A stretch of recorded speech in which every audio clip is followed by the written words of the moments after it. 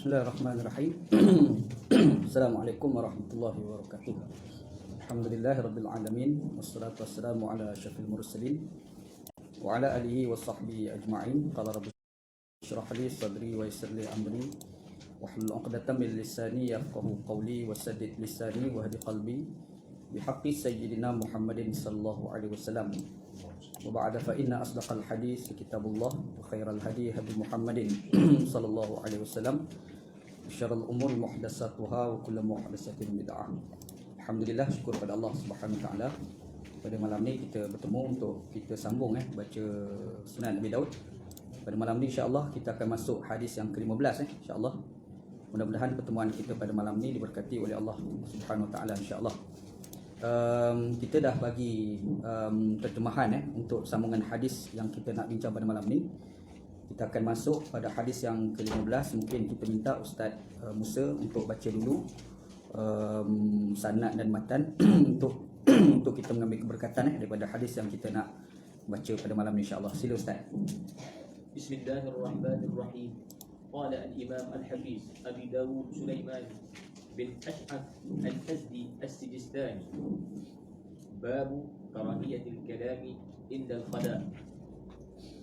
حدثنا عبيد الله بن عمر بن ميسرة حدثنا ابن مهدي حدثنا إكرمة بن عمار عن يحيى بن أبي كثير عن هلال بن عياض قال حدثني أبو ساعد قال سمعت رسول الله صلى الله عليه وسلم يقول لا يخرج رجلان يضربان الغائط كاشفين عن عورتهما يتحدثان فإن الله عز وجل يمقت على ذلك. قال أبو داود لم يسنده إلا إكرمة بن عمار. Baca setelah hadis Ustaz. باب في رجل يرد السلام وهو يقول حدثنا عثمان بن أبو بكر بن حدثنا عثمان وأبو شيبة. حدثنا عثمان وأبو بكر بن أبي شيبة قال حدثنا أمر بن السعد عمر بن سعد عمر بن سعد عن سفيان عن ضحاك بن عثمان النافع عن ابن عمر قال مر رجل على النبي صلى الله عليه وسلم وهو يقول فسلم عليه فلم يرد عليه فلم يرد عليه فلم يرد عليه فلم يرد عليه. قال أبو داود وروي عن ابن عمر وغيره أن النبي صلى الله عليه وسلم تيمم ثم رد على رجل السلام. حدثنا محمد بن مثنى حدثنا عبد الأعلى حدثنا سعيد عن قتادة عن الحسن عن خضيب بن المنذر أبي ساسان عن المهاجر بن الخنفذ أنه آتى النبي وهو يقول فسلم عليه فلم يرد عليه حتى توضأ. فلم يرد tidak membalas. حتى توضأ ثم اعتذر إليه فقال إني كرهت أن أذكر الله عز وجل إلا على كفر. قال على الطهارة أو قال على طهارة شك على الراوي.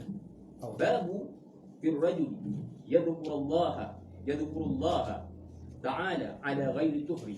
حدثنا محمد بن العلاء حدثنا ابن أبي زائدة عن أبي عن خالد بن سلمة يعني البأباء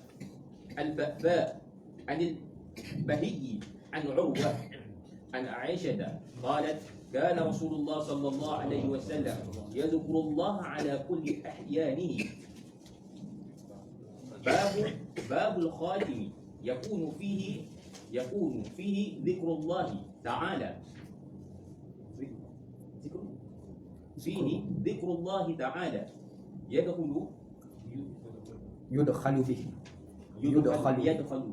يدخل يفعل بلا مجهول dibawa masuk يدخل به الخلاء. حدثنا نصر بن عالي عن أبي يعلى الحنفي عن أبي علي الحنفي عن همام عن ابن جريش عن الزهري عن أنس قال كان النبي صلى الله عليه وسلم إذا دخل الخلاء وضع خاتمه خاتمه cincin. خاتمه Ya. خاتمه. قال أبو داود هذا حديث منكر وإنما يعرف عن ابن جريج عن زياد Ziyad bin Sa'ad. عن زياد بن السعد عن الزهري عن أنس أن النبي صلى الله عليه وسلم اتخذ خاتما من ورق ثم ألقاه Summa alqahu والوهم فيه من hammam. همام ولم يرويه إلا همام. باب الاستبراء من البول. حدثنا زهير بن حرب وحناد قال حدثنا وكيع حدثنا أعماش قال سمعت مجاهدا يحدث عن الطاووس عن ابن عباس قال مر النبي صلى الله عليه وسلم على قبرين فقال إنهما يعذبان وما يعذبان بكبير أما هذا فكان لا يستنزه من البول وأما هذا فكان يمشي بالنميمة ثم دعا بعسيب رطب فشقه باثنين ثم غرس على هذا واحدا وعلى هذا واحدا وقال لعله يخفف عنهما ما لم ييبسا. قال حناد يستتر مكان يستنزه. حدثنا عثمان بن أبي الشيبة حدثنا جريج عن منصور جرير حدثنا جرير. جرير عن منصور عن مجاهد عن ابن عباس عن النبي صلى الله عليه وسلم بمعنى كان لا يستتر بمعنى قال كان لا يستتر من البول من بوله. وقال أبو معاوية يستنزه. حدثنا مسدد حدثنا عبد الواحد بن زياد حدثنا أعمش عن زيد بن وهاب وعن عبد الرحمن بن حسن قال انطلقت أنا وعمرو بن العاص إلى النبي صلى الله عليه وسلم فخرج ومعه درقة ثم استتر بها ثم بال فقلنا انظروا إليه يبول كما تبول امرأته فسمع ذلك فقال ألم تعلموا ما لقي صاحب بني إسرائيل كانوا إذا أصابهم البول فقطعوا ما أصابه البول منهم فنهاهم فعذب في قبره.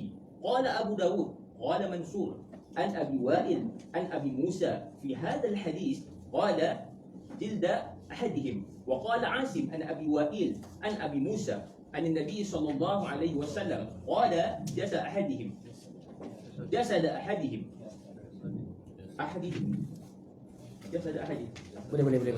Boleh. باب البول قائما. حدثنا حفص بن عمر ومسلم بن إبراهيم قال حدثنا شعبة وحدثنا مسدد. Ada ha tu. Haun, baca dia haun. Yang dalam kurungan. Haun tu maksudnya hiwalah, berpaling kepada sanad yang kedua. Hiwalah, haun Kalau orang baca sanad baca haun, baca lagu tu. Jangan baca ha je. حاء Haun. وحدثنا مسدد حدثنا أبو عوانة وهذا لفظ حفص وهذا لفظ حفص. وهذا لفظ حفص عن سليمان عن أبي وائل عن حذيفة قال أتى رسول الله صلى الله عليه وسلم سبات قوم فبال قائما ثم دعا بماء فمسح على خفيه. قال أبو داود قال مسدد قال فذهبت أتباعد فدعاني حتى كنت عند عقبه. Belakangnya. باب في الرجل يبول بالليل في الإناء ثم يضعه عنده. حدثنا محمد بن عيسى حدثنا حجاج عن ابن جريج عن حكيمة binti Umaymah binti Ruqayqah عن أمها أنها قالت كان للنبي صلى الله عليه وسلم قدم من من عيدان. من sini ain sini Aidan. Min Idan. Kayu. sini sebut ain. Oh, baca ain bagi bawah. Ain. Idan. Oh, balik ni. Bagi bawah. Idan. Sini harus spesifik ain. Syekh yang punya lah. Idan, baca Idan. من عيدان تحت سريره يبول فيه بالليل. Dia jamak bagi out bekas kayu. Okey, sambung. Habis dah 24. Satu belakang. Okey, itu kita masuk bab baru dah kan. Okey, start. Okey, tadi kita dah dengar kita mengambil berkat sikit daripada hadis-hadis Nabi sallallahu alaihi wasallam yang telah dibaca oleh Ustaz Musa tadi. Terima kasih kepada Ustaz Musa. Dia baca sanad dan matan, alhamdulillah. Cuma sebelum kita nak masuk pada hadis yang pada malam ni insya-Allah ke-15 kita dah baca sampai hadis yang ke-14. Kalau kita ingat balik dalam kuliah kita yang minggu lepas 30 Disember yang lepas, kita ada baca hadis daripada hadis yang ke-10 sampai hadis yang ke-14. Betul tak? 4 hadis kita kupas hari itu. Dan dalam perbincangan kita yang lepas kita ada sebut 3 orang sahabat Nabi. Kita ada sebut lebih kurang lebih berkenaan dengan biografi dia. Biografi lah bahasa kita sekarang. Iaitu Ma'qil bin Abi Ma'qil. Yang keduanya adalah Ibnu Umar. Ibnu Umar itu sahabat Nabi yang kita selalu baca. Nama dia sering sangat disebut oleh Al-Imam Abu Daud. Kalau kita tengok hadis Ma'qil tu pada hadis yang ke-10. Lepas tu Ibnu Umar tu nama dia hadis yang diriwayatkan tu 2, hadis ke-11 dan hadis yang ke-12. Lepas tu Jabir bin Abdullah radhiyallahu anhu yang kita dah kupas lepas insya-Allah. Dan nak cerita pasal Jabir bin Abdullah peribadi dia tu kita dah sebut awal pada hadis yang kedua itu. Ingat balik, cuba kita tengok balik Okey, lepas tu dalam perbincangan kita yang lepas juga kita ada cerita tentang kisah Baitul Maqdis dan Baitullah Al-Haram. Ingat tak? Kita ada cerita sejarah permulaan kiblat bagi umat Nabi Muhammad sallallahu alaihi wasallam adalah Baitullah Al-Haram, kemudian Baitul Maqdis, kemudian kembali balik ke arah Baitullah Al-Haram kan? Satu. Yang keduanya kita ada cerita tentang larangan kencing dan buang air besar ke arah kiblat. Itu hadis Ma'qil. Cumanya kita dapati hadis tu dhaif. Ingat kita dah cerita itu hadis tu dhaif. Tapi walau bagaimanapun hadis ni sebenarnya sebagai syawahid sahaja. Syawahid ni maksudnya dia nak mengukuhkan hadis dia ada Dia nak kukuhkan yang mana? Kalau yang nak rajin take note lah. Dia nak syawahidkan pada hadis yang ke-7, hadis ke-8 dan hadis yang ke-9.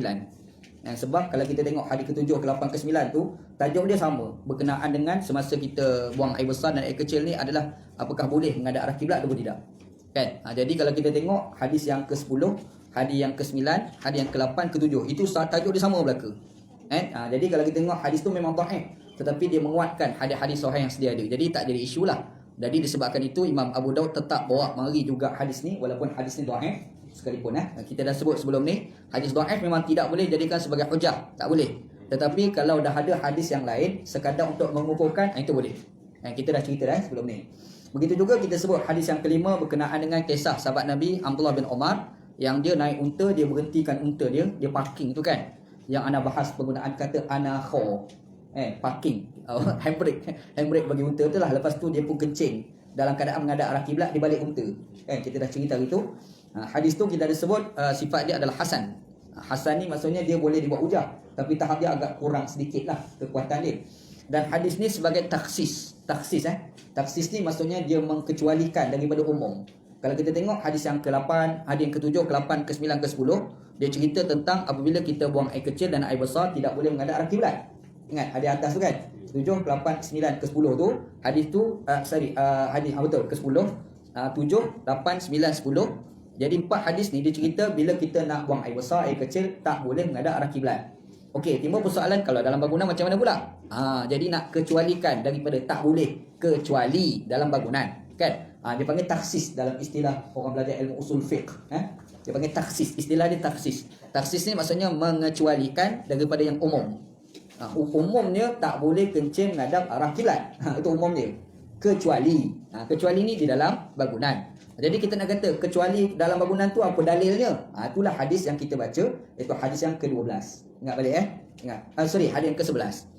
Okey. Jadi dia taksiskan daripada hadis yang ke-7, ke-8, 9 dan 10. Lepas tu hadis Abdullah bin Umar yang kita cerita dia panjat atas rumah isteri Nabi sallallahu alaihi wasallam, kakak dia sendirilah, nama Hafsah. Lepas tu dia nampak Nabi Muhammad sallallahu alaihi wasallam kencing menghadap ke arah kiblat pada masa tu kan. Jadi kita disimpulkan daripada hadis tu kencing di dalam bangunan dibolehkan. dalam bangunan dalam keadaan menghadap arah kiblat, ada dinding, itu dibolehkan. Jadi hadis ni sebagai mutabaah. Istilah dia mutabaah. Maksudnya dia nak mengukuhkan hadis sebelum ni.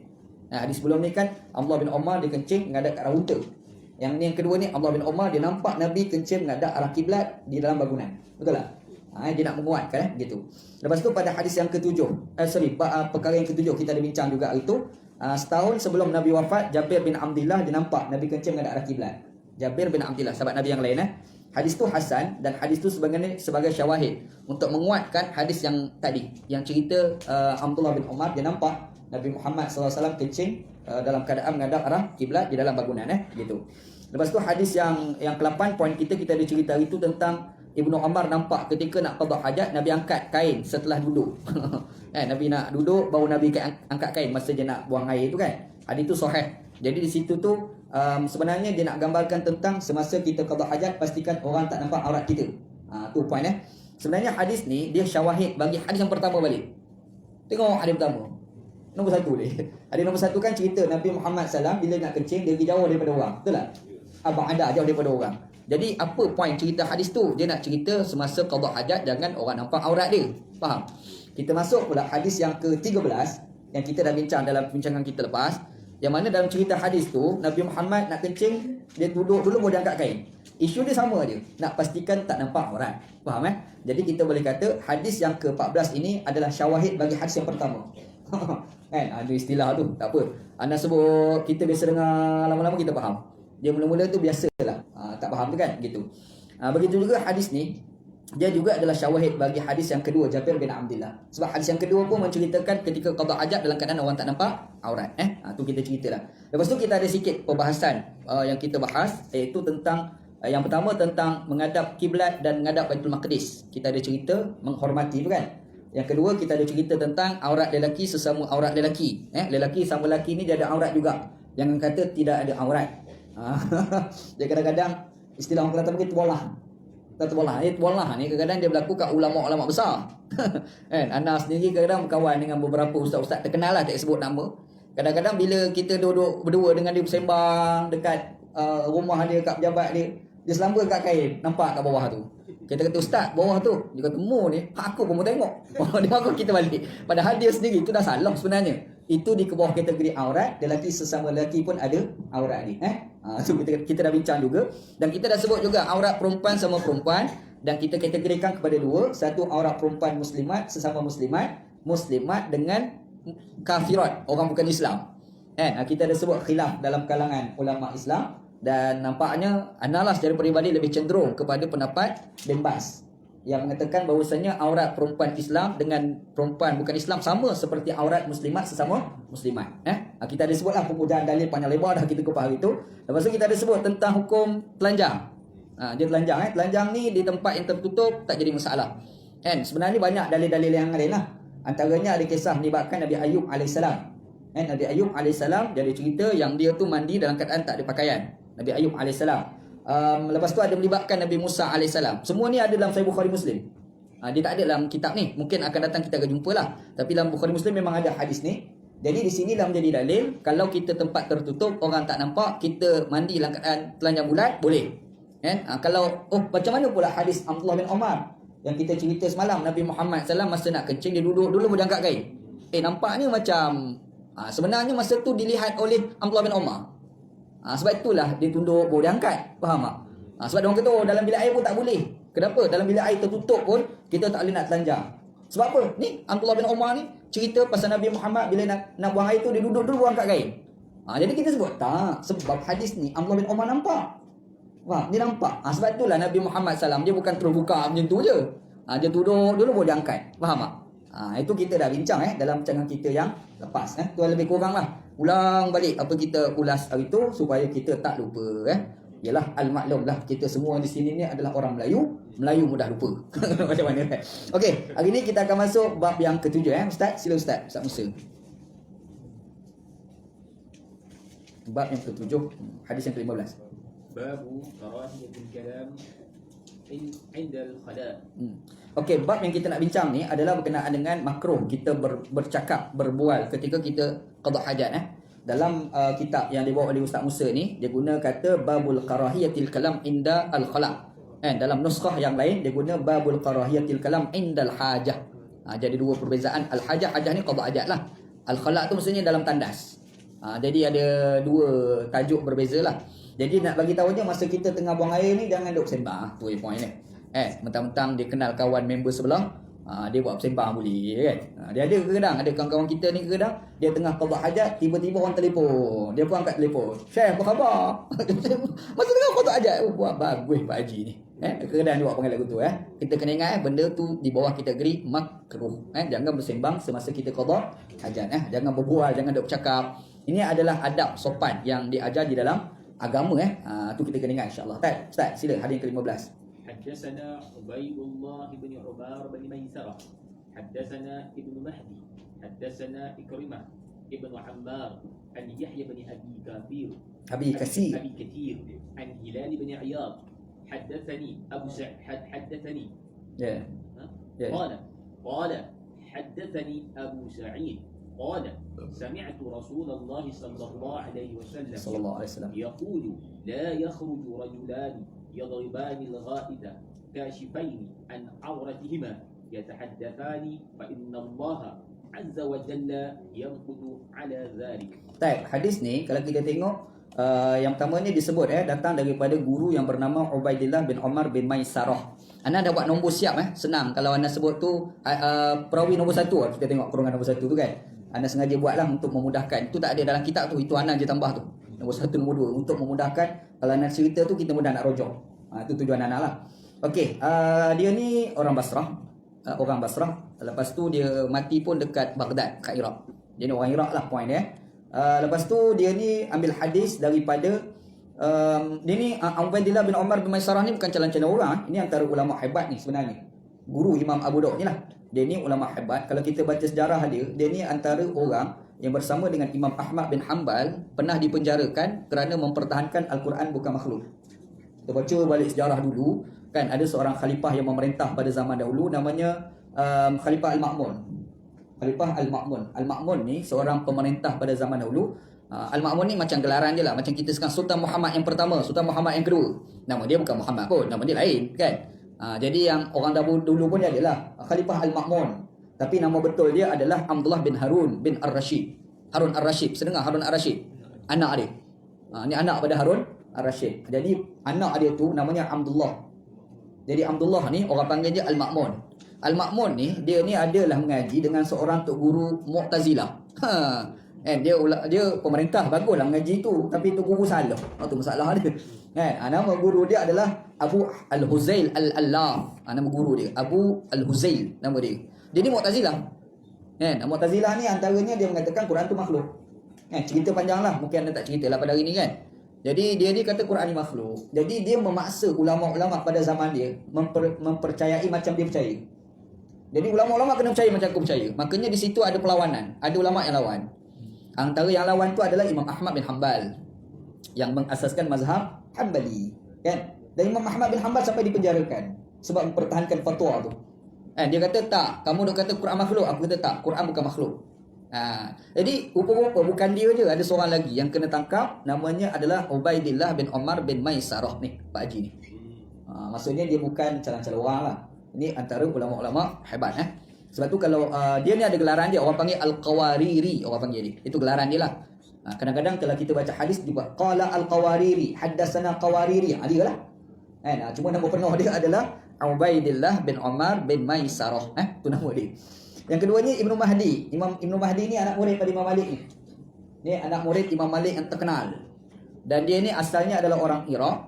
Dan kita tahu Imam Malik duduk dekat Madinah. Imam Malik duduk kat Madinah. Tetapi dia ni orang Iraq. Dia pergi kat Madinah, dia mengaji dengan Imam Malik. Lepas tu dia ni bermazhab Maliki. Dia pergi dekat Iraq, dia popularkan mazhab Maliki dekat Iraq. Dia kat Iraq ni mazhab Hanafi. Macam Pakistan, kat sekarang ni Pakistan, India, Bangladesh. Itu mazhab Hanafi, Iraq antaranya kan. Jadi tiba-tiba dekat situ tu ada terpencil orang mazhab Maliki. Dekat Iraq tu. Tak bazar-bazar. Ada juga mazhab Maliki. Dia kadang kita pergi kat sesuatu negara yang popular dengan satu mazhab. Mazhab yang lain tu dia ganjil. Macam kita dekat Malaysia ni Syafi'i. Betul? Mari Bangla mari semain kat kita. Termenung lah kita ni. Betul tak? Kita cakap Bangla tolong pergi azan. Dia pun azan. Azan okey lagi. Suruh dia komat. Kita mula nak tergelak. Sebab apa? Sebab orang Pakistan, orang Bangladesh, orang India ni dia mazhab Hanafi, qomat dia macam azan. 2 kali berlaku. Memang macam tu anak masa belajar Pakistan kita nak tergelak tapi tak boleh nak tergelak lah sebab itu negara dia kan. Kita macam kita Allahu Akbar, syada la ilaha illallah, asyhadu anna Muhammadar Rasulullah, hayya 'alas salah, hayya 'alal falah kan. Qad sampai habis lah. Dia tak, dia macam azan. Allahu Akbar, Allahu Akbar, syada la ilaha illallah, syada la ilaha illallah, syada sampai dua-dua. Cuma tambah pula Bangladesh, tambah pula orang Pakistan. Dia lagi kita nak tergelak tu sebab dia sebut Allahu Akbar, Allahu Akbar. Tu dia tergelak lagi kan. Tu mazhab dia. Jadi kalau orang dia duduk kat sini seorang-seorang, kita suruh dia qomat, kita habis pakai tergelak. Kan? Serupa juga anak masa belajar Pakistan, rata-ratanya semuanya mazhab Hanafi. Kita ni pula mazhab Syafi'i. Kan? Bila kita mazhab Syafi'i, nak cari satu mazhab Syafi'i cukup susah. Anak belajar di Pakistan, anak jumpa satu sahaja mazhab, satu masjid mazhab Syafi'i. Semua mazhab Hanafi. Dan mazhab Syafi'i tu pun orang yang jadi imam tu bukan orang Pakistan, orang Afrika. Maksudnya dia terpencil. Serupalah Iraq zaman dahulu. Iraq ni rata-rata orang dia mazhab Hanafi. Tiba-tiba ada golongan minoriti mazhab Maliki. Jadi orang tanya, siapa yang mula-mula sekali pergi bawa mazhab Maliki duduk kat situ? Anak murid Imam Malik sendiri. Nama dia Ibnu Mahdi. Nama penuh dia Abdul Rahman bin Mahdi. Dia tulis itu nama dia, nama bapa dia lah Ibnu Mahdi kan. Nama betul dia adalah Abdul Rahman bin Mahdi, itu nama dia gitu. Jadi anak murid Imam Malik yang antara Imam Malik sayang lah gitu. Okey, lepas tu ambil hadis daripada Ikrimah bin Ammar. Ikrimah bin Ammar. Dia ni kalau penuh dia Al-Ajli Al-Yamami. Tu yang panjang lah. Al-Ajli Al-Yamami Ni tabi'in. Ni tabi'in. Pun orang daripada Basrah, Iraq. Ni sanad Iraq belaka ni. Sanad pada Iraq gitu. Okey, lepas tu Ikrimah ni pula diambil daripada Yahya bin Abi Kasir. Ini pun ni tak ada masalah apa, dia okey. Ulama tak ada masalah. Lepas tu dia mengambil hadis daripada Hilal bin Ayyad. Hilal bin Ayyad ini diragui. Ni point dia. Jadi hadis ni ana pun ada tulis kat nota tu kan. Dhaif, betul tak? Betul. Lemah Hadis ni dhaif. Okey. Anda cerita dulu beberapa poin tentang sanad hadis ni. Yang pertama, hadis ni hadis marfu'. Sebab dalam cerita ni adalah Nabi Muhammad sallallahu alaihi wasallam cakap. Abu Ayyub kata Nabi Muhammad sallallahu alaihi wasallam cakap. Nabi cakap apa? Nabi sallallahu alaihi wasallam kata tidak bolehlah dua orang lelaki itu yang kedua-dua itu apabila nak buang air besar kashifaini an auratihima. Terbuka kedua-duanya auratnya. Dia boleh masuk jamban, dua orang tu satu jamban. Kepala kotak dia berjambul. Kan? Ini memang dahsyat tahap gaban lah. Dia boleh masuk dua orang tu, dia buang air, lepas tu dia mengadap. Dua tengok. Ini kira berat. Jadi Nabi kata jangan. Kata Nabi Lepas tu bukan sekadar kasyifai ni, bukan sekadar terbuka aurat. Yatahaddatsani. Bersembang boleh dua tu. Dia bersembang boleh. Kata dalam hadis ni fa innallaha azza wa jalla yamqutu an dzalika. Sesungguhnya Allah Subhanahu wa taala itu yamqutu. Yamqutu ni anda terjemah membenci Sebenarnya yamqutu ni terlalu marah, asyadul ghadab. Asal maknanya marah sangat-sangat. Tu terjemahannya lah. Maksudnya anda terjemah membenci lah. Maksudnya Allah Taala tak suka. Tu point dia lah. Allah Taala tak suka. Okey. Hadis ni, jenis hadis ni dia panggil marfu'. Ingat anda disebut ada 3 jenis. Marfu', mauquf, maqtu'. Apa itu marfu'? Disandarkan kepada Nabi. Mauquf, perkataan sahabat, pandangan sahabat, tidak disandarkan kepada Nabi sallallahu alaihi wasallam. Itu dia panggil marfu'. Dan satu lagi mauquf. Ingat istilah tu Okey, hadis ni marfu'. Sebab apa Sebab dia melibatkan Nabi Muhammad larang. Nabi larang. Maksudnya sahabat Nabi itu disandarkan kepada Nabi sallallahu alaihi wasallam. Faham Cuba problem besarnya dalam hadis ni, ulama-ulama hadis kata hadis ni sanad dia lemah. Sanad dia lemah. Yang kata lemah tu siapa dia? Syu'aib Al-Arnaud, yang nak sebut guru pada Ustaz Musa kita ni. Yang kedua Syekh Albani lah. Ini ulama-ulama popular. Dan semua mereka ni menggunakan ayat ni adalah isnaduhu dhaif ataupun dhaiful isnad. Kenapa dia kata, dia tak kata hadis dhaif, tapi dia kata sanad ni dhaif. Dia tak kata hadis ni dhaif. Dia kena faham tu istilah tu. Kalau ulama tu kata hadis ni dhaif, maksudnya sanad dhaif, matan pun dhaif. Tapi kalau sebut isnaduhu dhaif ataupun dhaiful isnad, sanadnya dhaif, matan tak dhaif. Itu kena faham istilah ulama tu kan. Kita ni kadang-kadang Ni mungkin tak tahulah faham ke tak, agak-agak faham lah. Kadang-kadang kita ni bisa dengar tau, ustaz kata hadis ni palsu. Dia kata palsu, mudah dia kata palsu kan. Kita tanya kenapa awak kata palsu? Dia kata sebab Imam Al-Iraqi, dia sebutlah seorang imam. Nama imam tu Al-Iraqi, Iraq, orang Iraq lah. Orang panggilnya Al-Iraqi Dia kata hadis ni lam ajid lahu aslan. Aku tidak mendapati mempunyai asal.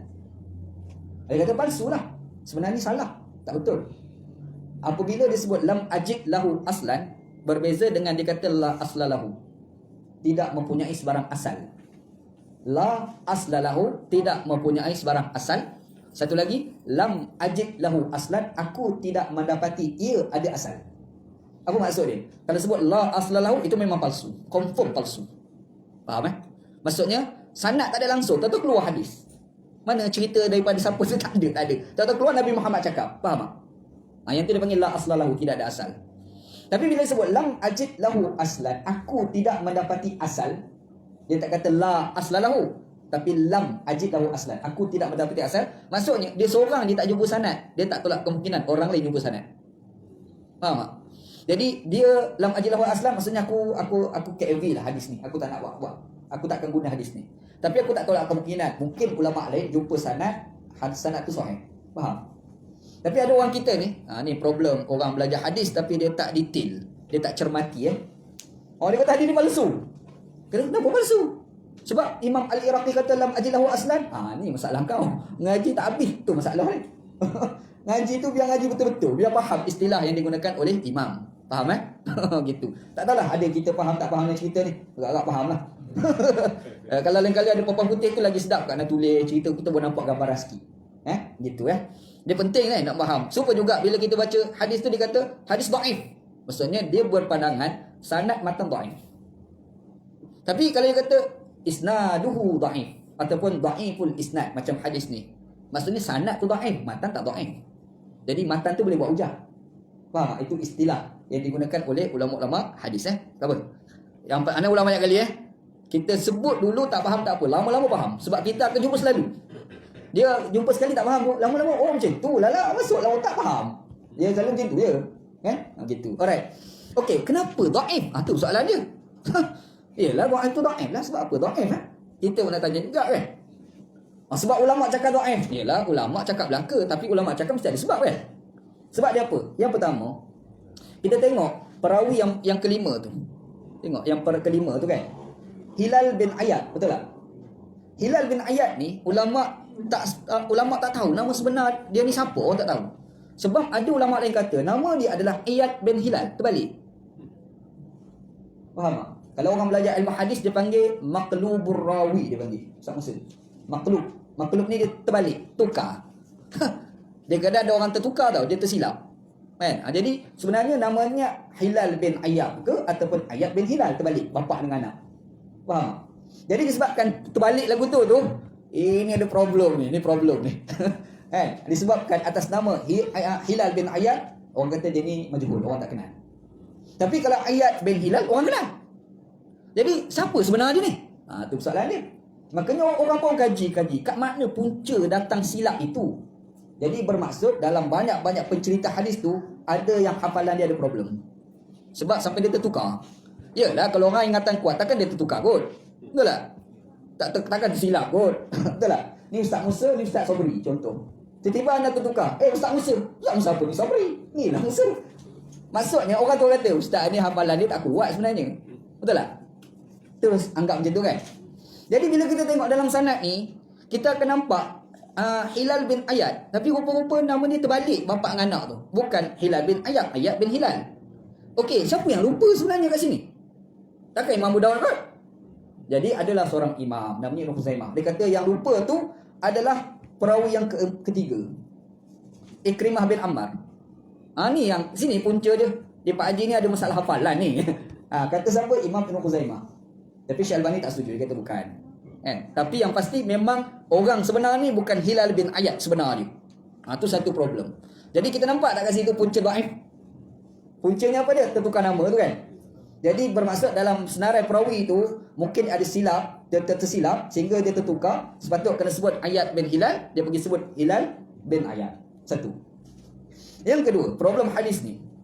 Hadis ni kalau orang belajar ilmu hadis panggil ittirab. Ittirab ni apa dia? Ittirab ni maksudnya tidak konsisten. Dia macam ni. Ana ni kadang-kadang orang tanya ana satu hukum lah, contoh. Apa hukum kita bela anjing untuk pet? Untuk peliharaan sebab dia cantik. Contohlah. Anda berkata, hukumnya adalah haram. Anda cakap betul. Hukumnya adalah haram. Ada pula satu kuliah yang lain pula anda pergi ceramah. Orang tanya anda, orang rakam lah contoh. Orang tanya, ustaz, apa hukum bela anjing pet? Anda kata halal. Anda kata halal. Faham tak? Jadi ada dua kat situ. Satu anda kata halal, satu lagi anda kata haram. Makanya kita ni bila dengar kita dah confuse. Sebenarnya mana satu betul? Faham? Jadi kita terus nilai ustaz ni tidak konsisten. Faham? Jadi disebabkan tidak konsisten, itu dipanggil ittirab. Ittirab. Jadi cerita tu sampai kita tahu mana satu yang betulnya sebenarnya. Tetapi ittirab itu tidak konsisten itu kita boleh tolak jika kita boleh takwil. Kita boleh takwil. Takwil macam mana? Oh, ustaz masa dia cakap dekat Al-Bayan, dia cakap itu ikut mazhab Syafi'i.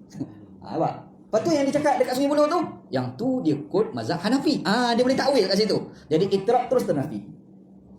Faham dia kadang-kadang kita dengar kan ustaz dia cakap tapi sebenarnya mana satu sebenarnya hukum ni.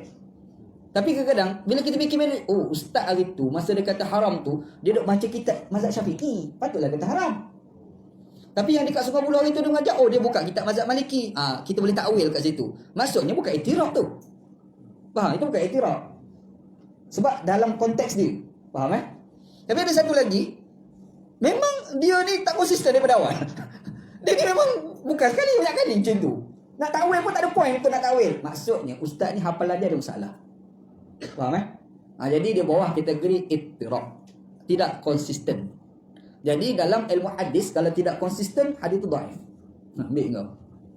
Nampak ulama dia perinci sampai tahap tu. Dia check gitu. Hadis ni ittirab. Sebab apa? Sebab pada perawi Yahya bin Ayad, ada pula Yahya bin Abi Salam, Yahya ambil daripada Abu Salamah. Loh, betul pula. Ada pula kata Yahya ambil daripada Abdullah bin Abi Qatadah. Panjang lah. Kalau nak sebut tu panjang lah cerita yang tu Tapi point dia tak konsisten. Ittirab. Celaru. Dia celaru Mana satu sampai kita hak mana satu sebenarnya ni. Faham jadi hadis ni dia panggil ittirab, tidak konsisten, maka dia dikira sebagai dhaif. Boleh faham Yang ketiga, dhaif hadis ni pada perawi yang bernama Yahya bin Abi Kasir. Yahya bin Abi Kasir, perawi yang keempat. Perawi yang keempat, betul. Cuba tengok perawi yang keempat. Yahya bin Abi Kasir. Dia ni Imam Ibn Hajar Al-Asqalani kata dia ni banyak kali buat silap. Dia ni kalau ceramah-ceramah ni kadang banyak silap ni. Nak tahu macam mana silap? Dalam ramai-ramai tu yang duk dengar tu ada orang cerdik. Bukan lagu ni. Dia tahu ni salah. Adalah betul tu, tapi celah-celah betul tu ada salah. Faham tak? Pernah berlaku kepada perawi nama Yahya bin Abi Kasir. Jadi bila kita tengok 3 poin ni, tak pelik ulama hadis kata sanad hadis ni dhaif. Boleh faham? Sanad sanad. Tapi kalau kita pergi pada matan, matan ni okey pula. Ada sokongan sokongan dia yang pertama, kalau kita buka dalam riwayat Tibrani, Imam Tibrani, dia sebut hadis ni ada sahabat Nabi lain riwayatkan, iaitu Abu Hurairah radhiyallahu anhu. Abu Hurairah. Yang ni dipanggil sebagai syawahid. Syawahid Kalau sahabat Nabi berbeza dipanggil syawahid. Sebab kita tengok perawi yang ini ni siapa ni? Abu Hurairah radhiyallahu anhu. Tetapi dalam hadis ni Abu Sa'id Al-Khudri radhiyallahu anhu. Yang Imam Abu Daud tu Abu Sa'id Al-Khudri Yang anak awak mari ni Tibrani ni Abu Hurairah. Dua dah sahabat Nabi. Walaupun hadis Abu Hurairah tu dia lemah, dia panggil layyinul hadis. Layyinul hadis ni seorang perawi yang adalah tapi ada cacat sikit. Cala-cala. Kalau bahasa kita cala lah. Dia panggil layyinul hadis. Kalau istilah ulama hadis lah. Tak. Dia siqah tapi ada kecacatan sedikit. Boleh diterima lagi. Ada iktibar. Tak ada masalah. Macam tu tak apalah. Ana sebut ni ada yang ana Ustaz Musa dengan Ustaz Sobri. Ada yang kita boleh kongsi ramai. Kan? Kita rahi semualah insya-Allah gitu. Okey. Lepas tu bila kita tengok yang dari sudut yang lainnya adalah hadis ni bila kita semak dalam riwayat Al-Bukhari ada unsur kesamaan. Itu dalam riwayat Imam Bukhari, Nabi Muhammad SAW ada kata, tidak boleh seseorang lelaki melihat aurat lelaki yang lain. Kan ada iras dengan matan hadis yang tadi kita baca, yang Nabi Muhammad SAW kata, janganlah dua-dua orang tu masuk tandas sekali. Betul? Tiba-tiba dalam hadis Bukhari kata, jangan seseorang lelaki tengok aurat lelaki yang lain. Nampak kesamaan dia? Nampak kesamaan Lepas tu Nabi kata, walal mar'atu ilal auratil mar'ah. Perempuan juga tak boleh lihat pada aurat perempuan. Sama dah. Jangan masuk jamban sama-sama. Betul? Nampak dia kesamaan riwayat Muslim. Muslim, Tirmizi, Nasai. 3. Muslim, Tirmizi, Nasai. Bukan Bukhari, silap. Imam Muslim. Lepas tu dalam hadis tu juga, Nabi Muhammad SAW kata, tidak boleh seseorang lelaki dia masuk dalam kain yang lelaki yang lain.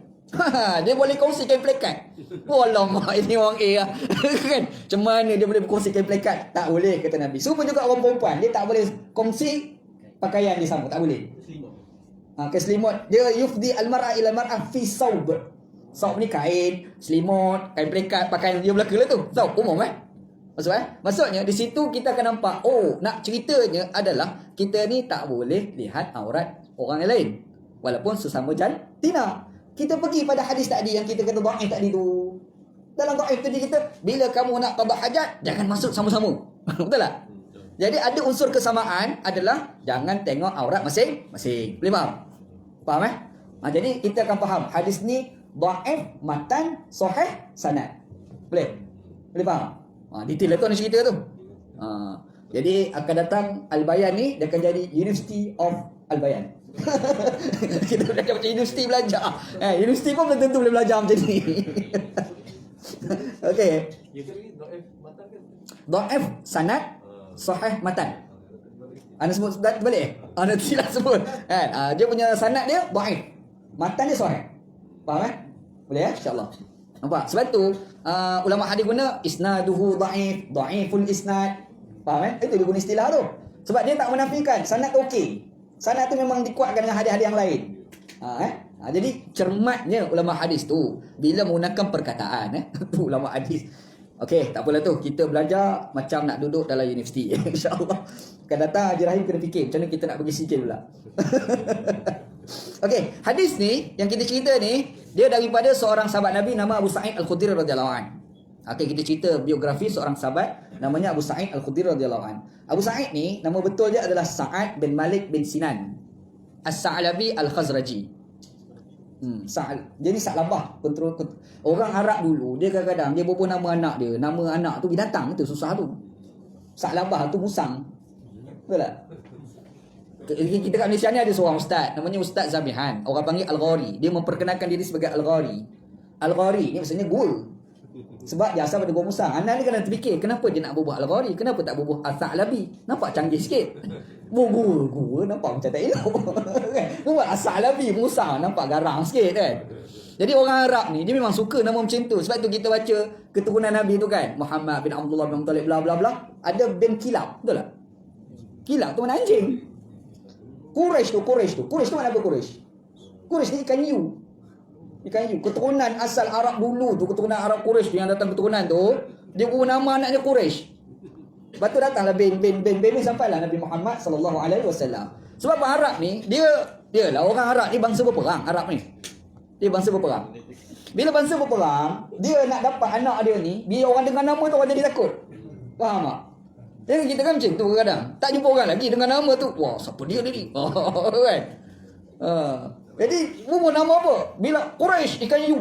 Wah, dia okey. Takut pada jumpa lah. Biasa je. Dalam hati ada taman rupa-rupanya. Orang macam tu je. Jadi Arab memang macam tu, dia orang Arab. Dia suka nama macam tu. Jadi tak pelik lah ada nama Kilab.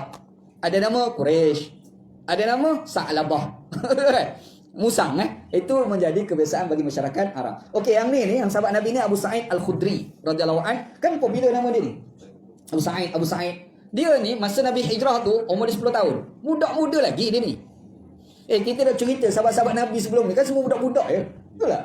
10 tahun. Masa hijrah tu 10 tahun umur dia. Jadi orang yang tua-tua ni tak ramai masuk Islam ni. Yang ramai-ramai dulu yang Nabi Muhammad mula-mula dakwah tu, yang ramai Islam ni ramai anak-anak muda. Abdullah bin Umar, Abu Sa'id Al-Khudri, siapa lagi? Ibnu Abbas kita sebut tu kan. Anas bin Malik, semua orang muda. Yang kita dah syarah beberapa kali kuliah kita sebelum ni kan. Abu Sa'id Al-Khudri radhiyallahu an. Bapa dia sahabat Nabi. Abu Sa'id Al-Khudri ni nama bapa dia adalah Malik bin Sinan. Bapa dia sahabat Nabi. Bapa dia mati syahid dalam perang Uhud. Bapa dia, maksudnya bukan dia je sahabat, bapa dia pun sahabat. Bapa dia pun sahabat. Bapa dia orang tua lah. Dia ni ada adik-beradik tapi bukan sebapa, adik-beradik seibu. Jadi pun sahabat Nabi. Namanya Qatadah bin Nu'man. Adik-beradik semak, bukan sebapa. Mati dalam perang Badar. Mati dalam perang Badar. Oh, dia ni memang keturunan hebat lah. Dia memang kalau kita ni keturunan pejuang. Tu bahasa dia kan. Keturunan pejuang. Memang kaki lawan start daripada bapa sampai ke adik-beradik semua kaki lawan. Sampai mati dalam perang. Tu tak cerita. Orang nama Abu Sa'id Al-Khudri radhiyallahu an. Okey, dia ni masa Nabi hijrah umur dia 10 tahun. Umur dia 10 tahun. Dia orang Madinah daripada etnik Khazraj. Ingat, di Madinah masa Nabi sampai ada dua etnik Arab yang dulu bergaduh. Lepas tu dipersaudarakan oleh Nabi. Aus Khazraj. Jadi Khazraj. Dia ni, Jadi dia ni boleh dipanggil sebagai Al-Ansari. Orang Ansar sebab orang yang membantu Nabi Muhammad sallallahu alaihi wasallam. Jadi dia ni masa perang Uhud dia jumpa dengan Nabi. Kalau Nabi Muhammad SAW sampai dekat Madinah, umur dia baru 10 tahun. Perang Uhud berlaku tahun ketiga Hijriah. Masanya umur dia berapa? 13 tahun. Dia pergi jumpa Nabi SAW. Dia kata, Rasulullah, aku nak pergi perang juga. Budak lagi nak pergi perang. Nabi kata, no, tak boleh. Mu budak. Tak boleh mu ni. Kan? Dia pernah minta, tapi Nabi tak bagi sebab dia terlalu budak. Tetapi bila datang perang Khandaq, perang Khandaq tu kali parit tu. Yang kita cerita dekat dengan sahabat Nabi nama Salman Al-Farisi tu kan. Yang Nabi kali parit tu kan. Yang tu berlaku pada tahun 5 Hijriah. Maksudnya umur dia berapa? 15 tahun. Dia jumpa sekali lagi, Rasulullah, aku nak pergi perang. Nabi kata boleh. Sebab itu, dalam sejarah Islam, Nabi Muhammad SAW tidak mengizinkan kanak-kanak bawah 15 tahun untuk pergi perang. Kalau atas 15 tahun, baru lagi perang.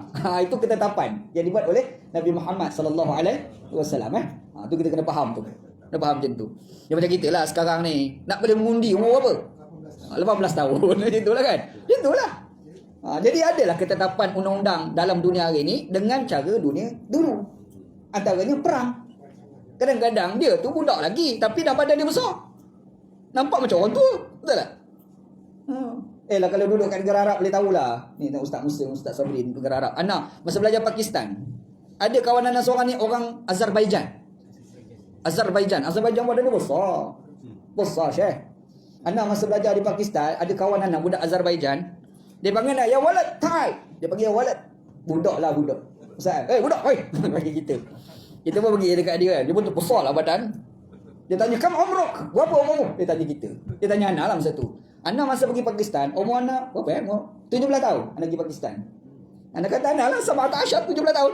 Dia kata la haula wala quwwata illa billah. Dia kenapa? Umur dia 15 tahun. Dia 15 tahun, dia bagi kita, ya walad, budak. Padahal dia tu lagi budak daripada kita. Tapi badan dia besar. Tapi dalam pada badan dia besar tu pun, kalau ada banding penilaian boleh perang pada zaman Nabi bukan ke badan kau besar ke tak? Umur. Faham tak? Umur. Jadi dia tetapkan umur. Apa ketetapan daripada Nabi Muhammad SAW? 15 tahun ke atas. Dia undang-undang dunia zaman tu. Nak faham tu? Nampak? Orang sekarang timbul isu tentang kita nak bagi orang boleh kahwin 18 tahun ke atas. Betul? Orang bincang kan?